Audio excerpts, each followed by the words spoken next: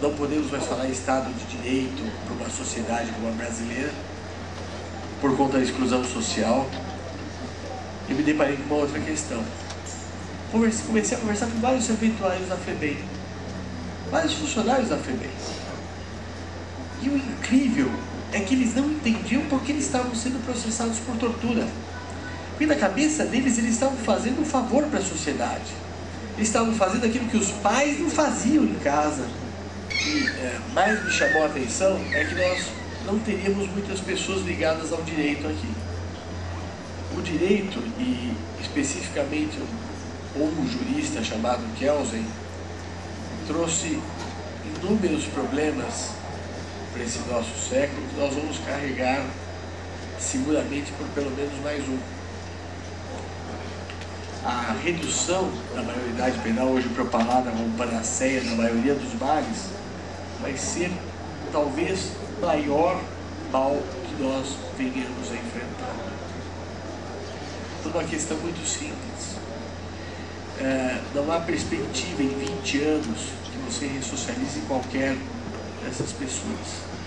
Você só aumenta o tempo de encarceramento, o tempo de violência que essa pessoa é submetida, porque o estado de liberdade é o estado natural do ser humano. O ser humano não consegue viver, qualquer animal não consegue viver preso. E você vai se deparar com problemas no futuro muito maiores, e a criminalidade que é epidêmica vai se transformar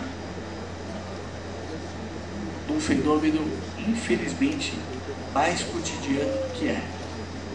Entre aspas, do lado de cá, a guerra civilizou-se a tal ponto que já não é mais guerra, mas uma operação de polícia mundial, algo como uma extensão global do processo de pacificação na origem das sociedades bem policiadas de hoje, fecha aspas.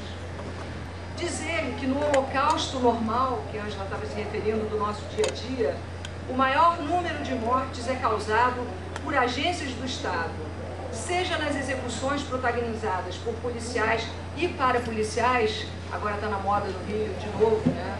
Que eram os esquadrões hoje chamados de milícias, seja pela escolha de políticas públicas que causarão mortes prematuras de crianças por falta de atendimento, seja nas fumigações e ingestões químicas de substâncias proscritas nos países centrais.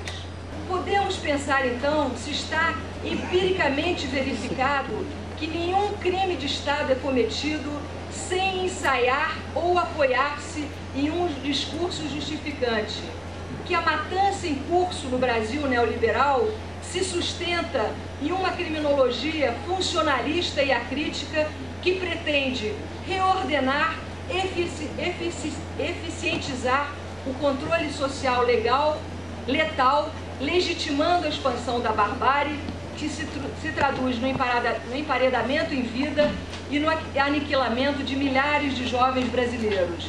Nos últimos 10 anos, foram assassinados cerca de 30 mil jovens no Rio de Janeiro, sendo que a grande maioria deles, né, negros e favelados. Os moradores de favelas sem terra, a tortura e o isolamento nas prisões não têm nenhum efeito sobre as condições reais de segurança. Não importa que quanto mais prendemos, torturamos e matamos, não melhore em nada a situação dos nossos jardins cercados. A brutalidade e o extermínio hoje fazem sentido por si. Trata-se de um engajamento subjetivo à barbárie. O argumento é, bom, então, é como se o Estado de Direito fosse um paradigma, o Estado liberal de direito, o democrático de direito, tanto faz a qualificação, fosse o Estado moderno, o Estado ocidental, fosse um paradigma do qual nós, por anomalias e taras históricas herdadas de um passado remoto, ibérico, seja lá o que seja, ao qual nós não conseguimos nos adequar, e por isso nós somos selvagens e bárbaros, e a civilização está do lado desse Estado, que no Brasil, ao se implantar, é um Estado violador de direitos, é um Estado que extermina. É um Estado exterminista, cuja política punitiva está em constante expansão. E, sobretudo, nos tempos atuais, esse é o grande paradoxo, 25 anos, 30 anos de democratização para cá, isso se exponenciou. Ninguém entende isso, todo mundo tenta explicar isso. A observação é o seguinte, é que a nossa polícia, desculpe falar diante de historiadores e especialistas, lembrar isso, é bom lembrar isso. a nossa polícia, ao ser criada, quando nos tornamos formalmente uma nação independente, em 1922, e ela é uma polícia de controle da população, e de uma população, uma força de trabalho que não era do território, era transplantada, vinha da África, era escrava. Bom, então, no primeiro momento, a Constituição de 24 é uma Constituição iluminista. Uma Constituição moderna, avançada, assim por diante, abole as penas de tortura, açoites e assim por diante do antigo regime colonial e do antigo regime europeu, e, portanto, ela entra no regime prisional, estudado por Foucault numa obra clássica. Mas nos anos, em 1830, com o Código Criminal, há uma novidade. A novidade é a seguinte: mas o que a gente faz com a população escrava e com a população que gravita em torno da escravidão e que não é proprietária e não é escravo? Bom, com os escravos, nós temos o que nós vamos fazer com o escravo se ele delinque ou se ele perturba a ordem, se ele se constitui uma ameaça, porque a ameaça estudado pela Verinha, a ameaça do levante era uma alucinação, era um pavor, a ameaça do levante escravo. O que nós faremos com ele? Se ele é propriedade, se ele é uma mercadoria, e se ele delinque, nós vamos, fica mais ou menos estabelecido que a polícia terá poderes judiciários e correcionais e poderá punir o escravo com açoites e assim por diante, com todas as barbaridades que nós conhecemos, sem precisar encarcerar. Porque ao encarcerar o escravo, nós privávamos o seu proprietário do usufruto do seu trabalho compulsório. Portanto, nesse momento, até o poder judiciário da polícia no Brasil, no Império, ser abolido formalmente, mas continua em 1870 e pouco, se não me lembro, por aí, a polícia estava autorizada a punir sem precisar encarcerar.